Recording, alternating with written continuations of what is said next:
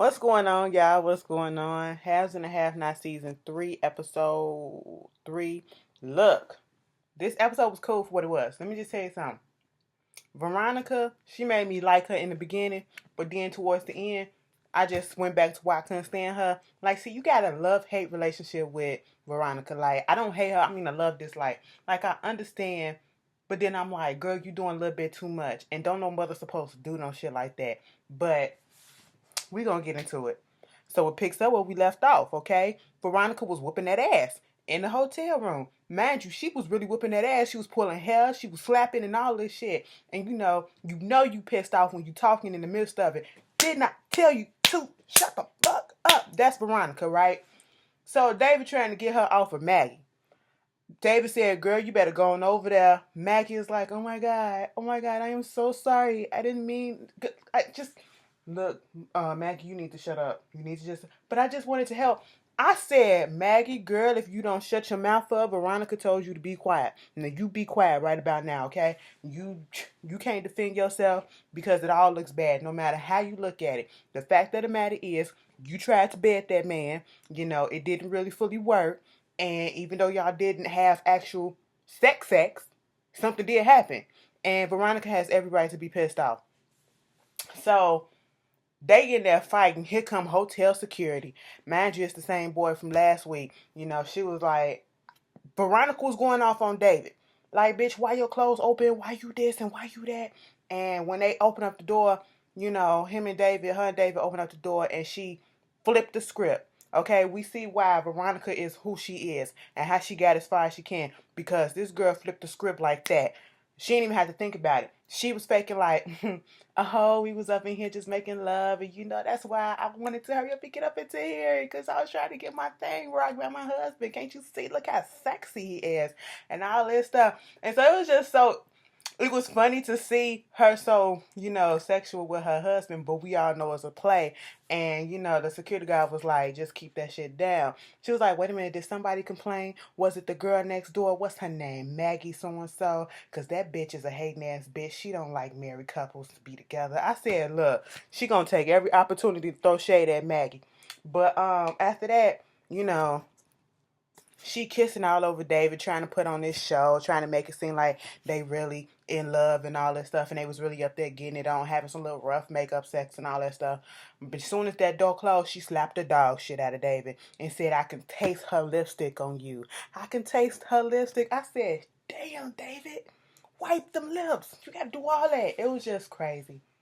And I was just like, David, you ain't gonna be able to get out of this one because your shirt was open, your pants is down, or your fly, one of them is open. Either way, you wasn't in your room. You was in there with Maggie. You can't explain this because Veronica is stuck in her ways, and you know how your wife is, and she gonna believe what she wanna believe. Okay, so we move on from that, and we get this scene once again with Candace. Okay, so Candace is down there with Jim. Jim is sitting there talking all this bullshit. Candace like, did you have fun? Because she was taking pictures and whatever they did, whatever it is that she did to him or had done to him or whatever, she took pictures, recorded it and all that stuff. And still, after all this, Candace was like, you gonna sign these papers and sign this money over to me? And all this time, I think she wanted like, what, $2 million or $1 million or some shit like that. And, he was like, you stupid. People like you are just so stupid or some shit like that. So I was like, wait a minute, people like you?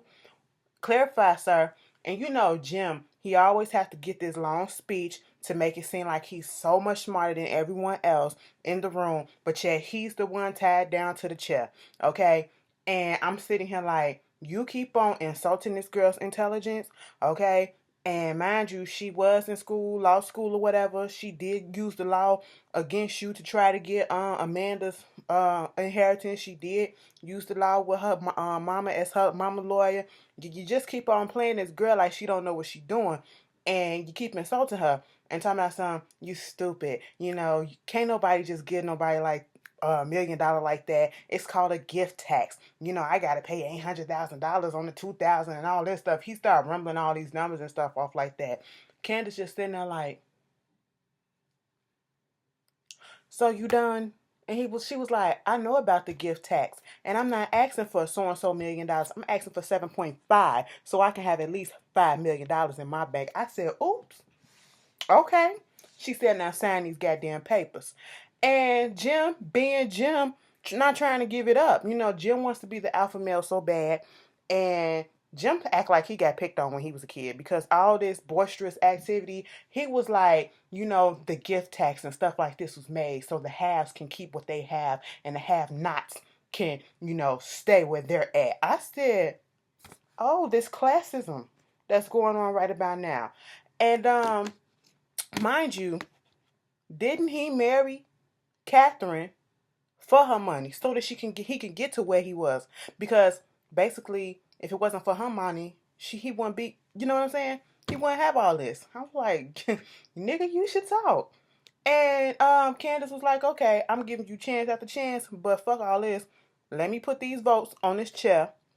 And she kept on touching it. He was like, you ain't gonna do nothing. Electrocuted his ass once, then twice, and then he's still saying, no, I ain't gonna sign, and you ain't got the heart to do this. And she was like, I don't have a heart.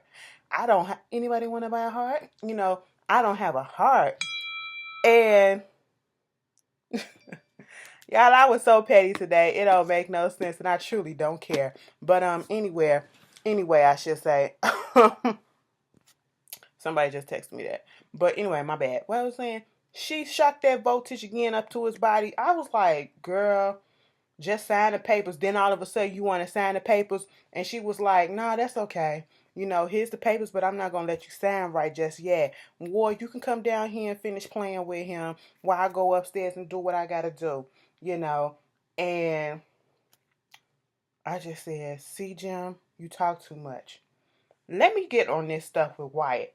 Because Wyatt really pissed me off. Well, before that, let's get to Benny. I'm going to go in order. I'm trying to go in order. Benny. Ever since Benny came out that coma, Benny ain't been right in the head. Benny think he's like Invincible Man, Super Saver Ho. And it's like he been kind of like Super Saver Ho for Candace for like the first season. But ever since he came out that coma, it's like multiplied by 1,000. Like he just think he's invincible and ain't nobody gonna do shit. And I'm just scaring everybody. You gonna do what I say? I'm like, Benny, you need to calm down. It's a little cute, but you need to calm down. You know. And he comes over to the house to Jeffrey's place, knocking on the door. Jeffrey like, oh, I know this girl really didn't think that I was really serious about her bringing some dude over here. I know she really didn't have no dude come over here. This is what Jeffrey is thinking. He was like, fuck it. Okay. He getting himself ready. And let me tell you something. The show ain't shit because listen to the background music. It was all light and fluffy and like, oh my God, you know, I'm finna have a good time and happy and everything. Soon as he opened up the door, he tried to kiss Benny because he thought that was the guy that Candace was going to set him up with. And Benny was like, hold up, bro, what you doing? And then the music changed like, dun, dun, dun, dun. I said, really? But basically, Jeffrey thought that was the dude. Benny like, hold up, bro, what you doing? No, where's Candace? And then, like I said, Benny is on supercharged mode. Where's my sister? Where's my sister? And then Jeffrey was like, oh, your sister? Your sister? Yeah, my sister. Mind you, Benny got Jeffrey hemmed up on the wall, choking him out. And I'm like, well, Benny, if you squeeze a little harder and he passes out or he dies, he's not going to be able to tell you where Candace is at if he knows, you know? So kind of loosen that grip a little bit. You know, so Jeffrey was like, well, look, I don't know where she's at. She's been staying here with me and I don't know. She just left. Then Candace calls him and she was telling him what's going on and not to worry and all that blah, blah. And I was just like, okay, cool. Wyatt. This scene with Wyatt kind of disturbed me because I was just a little disturbed. Wyatt laying on the couch sleep. So he say. He's in a drunken stupor. That's what I'm going to say it is. He's in a drunken stupor. And Celine comes in because she's about to get ready to start her shift for the house shift. And surprisingly, she still got a job. I think she got a job with them for life because we still don't know exactly all it is that Celine has on Jim. And now that we know about the son, I think it's the most shit that Celine got on Jim too. Because who cares? If Catherine was to find out about Catherine don't know about the son. Jim just found out about the son. But what if Catherine did know about the son, and that's why they can't stand each other? And then Catherine probably tried to pay Celine off. And Celine said, no, fuck this. I'm going to be in your face every single day so you can remember me and cause you issues and cringe every time you see me. People twist it like that. But Wyatt wakes up because she was like, Wyatt, get up. Mind you, he woke up a little bit too quick because when I'm drunk or when I'm dead to sleep, I don't hear you for a good minute or so. You just take a minute for you to wake my ass up. And then I'm going to wake up slowly like, ugh, what? He just woke up like, yeah, Celine, what's going on? So you here. Yeah, so what you doing here? Oh, so you been fucking my father? How long you been doing this? I read the email. Celine was like, wait a minute, what? Yeah, I read his emails. You been doing him? You doing all this stuff and yada, yada, yada. Next thing you know, Wyatt got Celine, threw her on the motherfucking couch and all up on top of her trying to get in her drawers. And I said, wait a minute. At first, it was like a drunk thing, just let me taste it. Let me hit it right quick. And she was like, girl, get up off of me. You a little boy, okay? I fucks with men, all right? He was like, you feel that? No. Oh, that's your thing? I thought it was a tube of lipstick. I said, shit, Celine. Damn. But next thing you know, he started bringing up some stuff. So you been doing my daddy, but you can't do me? So is dude my brother?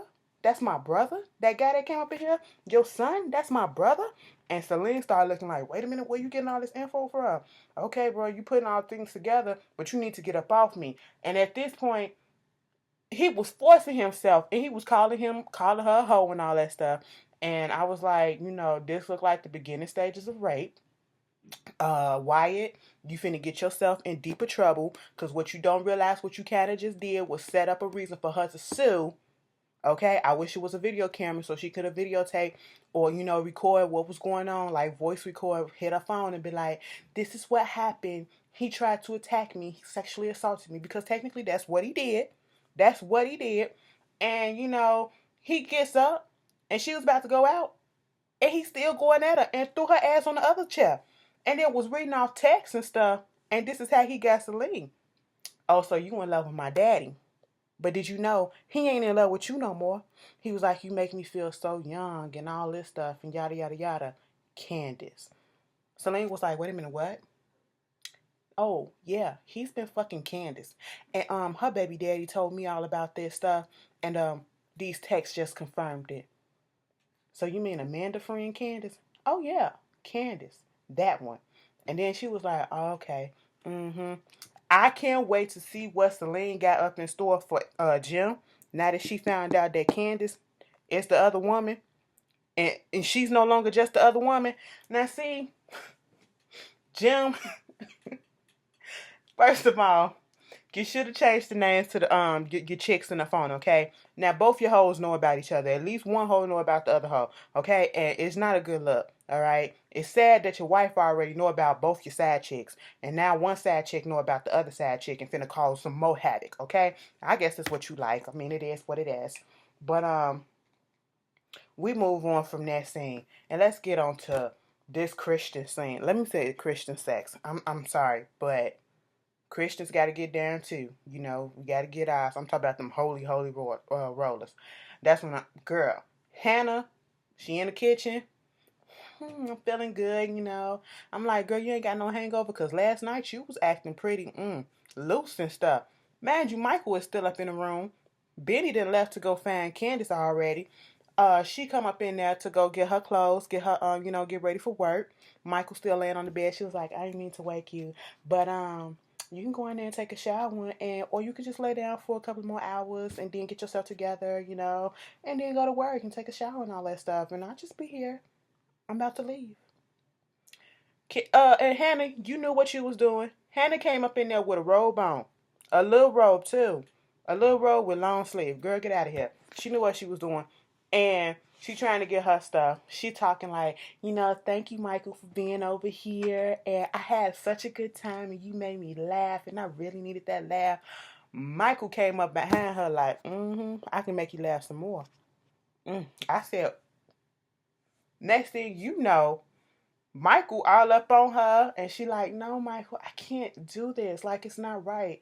In the Lord's eyes, it's not right. I'm a born again Christian, and I can't. This is not right. But okay, you can touch, but you do it. No, Michael. That's how she was, and I said, Hannah, just go with the flow. Your body is betraying you, and it is saying, we need this. You better shut up and get down on that bed and just let me do what we do. Okay? That's what you need to do. Them Christian panties was on fire, And I was just like, Hannah, Hannah. Next thing you know, he done got the robe open and all that stuff. And she like, nah, I can't do this. What if Benny comes in? I mean, I do like you. And my body do like what you're doing to it. But what if Benny comes in? I said, he comes in. Okay, let you get your nut. Mama needs love too. Baby boy. All right, go ahead. But I don't know if they went on ahead and did it, because on the preview, it's saying like Benny popped up and, probably cock blocked. And I was like, damn. Leave it to Benny to just pop up at the wrong time. But speaking of that, we get to this scene. Y'all, Hannah, I was so happy. I was a little disturbed because, it's Hannah. But then I was like mama, like daughter, so you finna do what your daughter be doing, what you be calling her little hoe, so now you finna do your little thought activities, girl, go ahead. I was a little disturbed, but then I was very much here for it, because that's all Hannah really needs. Go ahead and let her get some. Thanks be to Jesus. But after that, this scene is where I started disliking Veronica again. I was very much here for Veronica whooping Maggie's ass, okay? Maggie and Veronica damn near on the same plane, so I like looking at them together. Maggie gonna give it to her. But then Candace and Veronica, when they go at it, they really on the same plane. And Veronica comes over to Jeffrey's house, and she's all down and depressed looking. And he was like, Mama, what's wrong? She was like, he cheated. And I said, I know you're not going over to him to get some sympathy for you after the way that you treated him. And then I had to revert back and say, hold up, it's Veronica. She about to flip the script. And sure enough, she was like, this is all your fault. If it wasn't for you trying to play homosexual, we wouldn't be having this bullshit. My husband wouldn't be out here fucking this white bitch. That's basically what she said. Okay? And I said, wait a minute, Veronica. She turned me off last season with all this, disapproving, and the way that she did it so hard, trying to force a woman on your son just because he likes the dingling, and you can't accept that, and he like his prostate to be played with, and you just can't accept that. But, it's just very disturbing that she would blame all this on him and not taking any responsibility for her actions as to why her husband might want to stray a little bit, and telling him all this stuff like it's supposed to make him really feel bad. And right in the moment when this is going on, here come Candace. Candace was like, oh, Veronica, you looking a mess. What happened to you? Girl, I started laughing as soon as she came in. Because next thing you know, Veronica and Candace going back and forth. They throwing shots. And I just love when they throw shots at each other. They be reading each other down. Veronica, of course, be reading about how Candace is a hoe. Candace be reading how she looks ugly, or not ugly, but old, and her hair look fucked up, and, I can teach you how to keep your man, and, you think you rich and all this stuff. When Veronica read her about, baby, you think just having $1 million make you rich or wealthy or whatever? When you get at least $25 million for your network, I said, Jesus. She was like, you ain't nothing but a lowly street walker. Okay, Veronica. They was going back and forth. She had some nice little reads, but then Veronica got the last laugh, and this is where she really fucked me up right then and there. I said, girl, I be trying to like you 100%, but you do some of the fucked up shit that I ain't never seen. She go outside, and she called Quincy. I know where Candace at. She at so-and-so, apartment 6. And guess what? She's in there with a man. I said, how dare you set up your son? And was like, oh, don't touch him. Don't touch him. He was like, what? Don't touch him. What? He was like, it's my son. I don't give a damn. He gonna get dealt with. Just rough him up a little bit. Do him like you did Jim. I said, Veronica. So you trying to scare him straight? You trying to beat him straight? Or what? Girl, Veronica, you do it a little bit too much for me. But that was basically the end of the episode. It was good today. Next week we find out who gets shot. Or we start to find out who gets shot. But